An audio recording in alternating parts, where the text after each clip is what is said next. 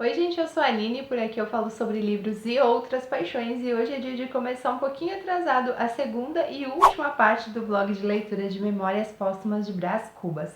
Hoje é domingo, 10 de outubro e eu já volto aqui com um bom avanço dessa leitura, eu já estou em 83% do livro. Quero deixar o aviso de spoiler também porque eu vou comentar mais ou menos o resumo do vídeo anterior para quem não assistiu, mas para quem ainda não assistiu fica um convite e também alguns tópicos interessantes dessa parte. Então no primeiro vídeo eu li até 33% onde o Brás dá um contexto ali da sua morte ou seu leito de morte e a partir de então ele começa a contar a sua história, da linhagem da família, alguns momentos que ele considerou interessantes ao longo da vida. Ele foi uma criança muito arteira e foi um jovem, por que não, snob, né, porque era um rapaz abastado e mais ou menos ali pelos 17, 18 anos ele tem então a sua primeira paixão. Ele gasta uma certa quantia em presentes para essa moça espanhola, o pai percebe, não gosta, chama atenção, ele continua gastando dinheiro, então o pai toma como medida e manda ele para a Europa estudar em Coimbra e quase uma década depois o pai peça que ele volte, então a mãe está enferma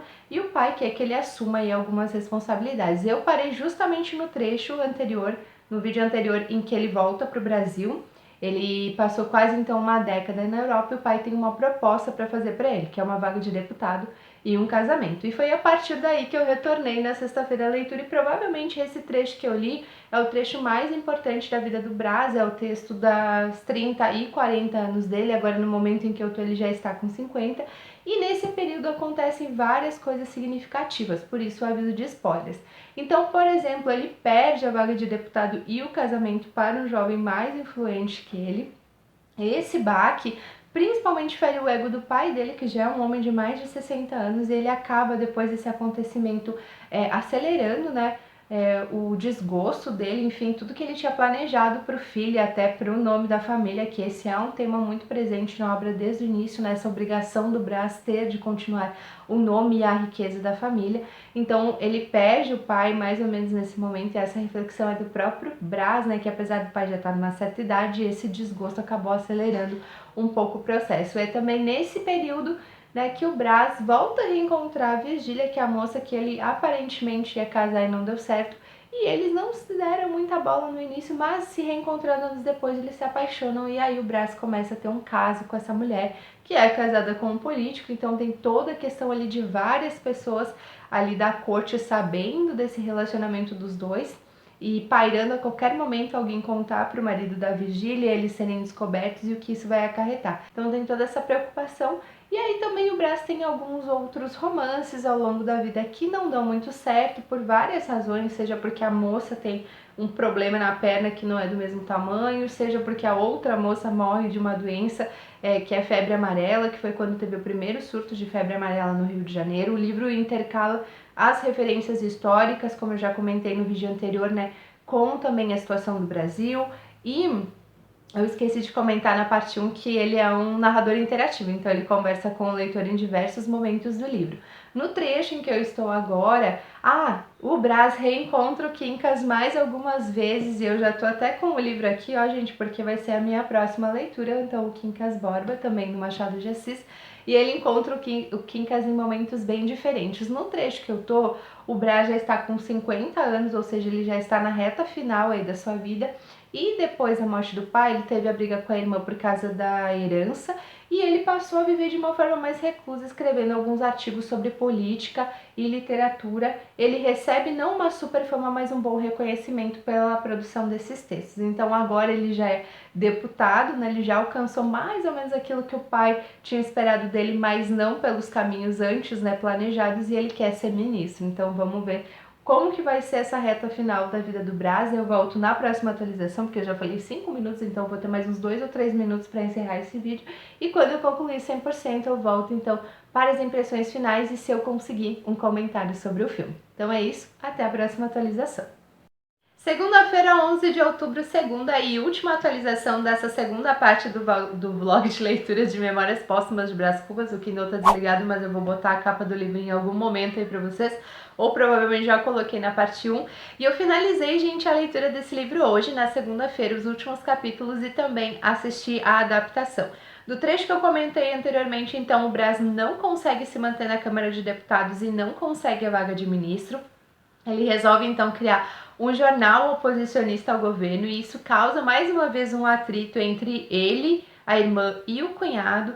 Esse jornal não dá certo por muito tempo, então logo depois o Brás acaba, né, se desfazendo, esse jornal acaba morrendo.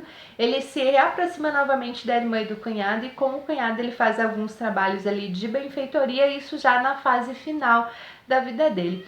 E quando ele tem a ideia então de criar um medicamento milagroso que é o Emplasto Brás Cubas, que ele falou lá no primeiro capítulo, numa dessas tentativas e reflexões o Brás acaba indo na janela pegar uma brisa, pega um ventão, pneumonia, e é assim que a gente encontra ele lá no começo do livro, no seu leito de morte, que é quando ele realmente já tá com a pneumonia bem avançada. Temos uma gatinha aqui junto, provavelmente vai querer sair ou vai bater na câmera em algum momento.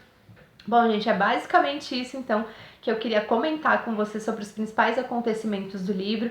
Foi o meu primeiro favorito do ano, principalmente porque o Machado já é o meu autor brasileiro favorito, mas porque esse livro traz um panorama, assim, bem grande para dizer para vocês do momento histórico que o Brasil vivia em meados, principalmente na primeira metade do século XIX, já que o Brás nasce em 1805 e falece em 1869. Então, vários acontecimentos do Brasil são retratados nesse livro.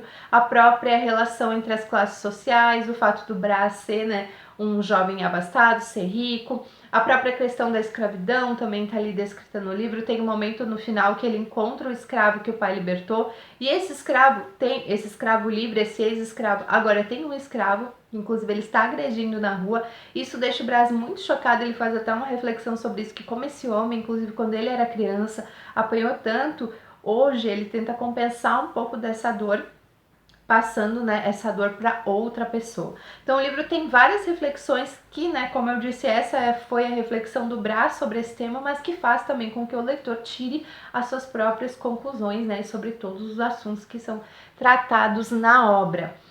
Além disso, o próprio tom sarcástico do narrador é um dos pontos altos do livro, o fato dele ser interativo. E sobre a adaptação, gente, eu achei o filme muito fiel. Ele é um filme de 2001, tá disponível no Amazon Prime. Ele tem uma supressão relevante, que é o cunhado e a irmã, que não fazem parte do filme, então eles não estão presentes, mas os acontecimentos que envolvem eles, de alguma maneira ou outra, foram adaptados. Os principais acontecimentos da vida do Brás, que ele narra no livro, inclusive a maneira como o filme é narrado, com ele como fantasma, também é muito interessante, eu achei muito fiel. Bom, gente, é isso. Infelizmente, porque eu tenho essa limitação de edição no celular, eu não posso conversar com vocês aqui muito sobre o livro, porque senão eu não vou conseguir editar, mas eu vou fazer um post no blog para o livro e um post no blog para o filme. Então tudo que eu esqueci de comentar aqui, tudo que eventualmente eu tenha que tirar na edição, eu vou acrescentar lá em texto. Inclusive essa vai ser a semana de atualização do blog, porque eu tenho 3 textos para escrever por lá, então já fica acompanhando o estantedanini.com.br também. É isso, me conta aí embaixo se você já leu Memórias Póstumas de Brás Cubas.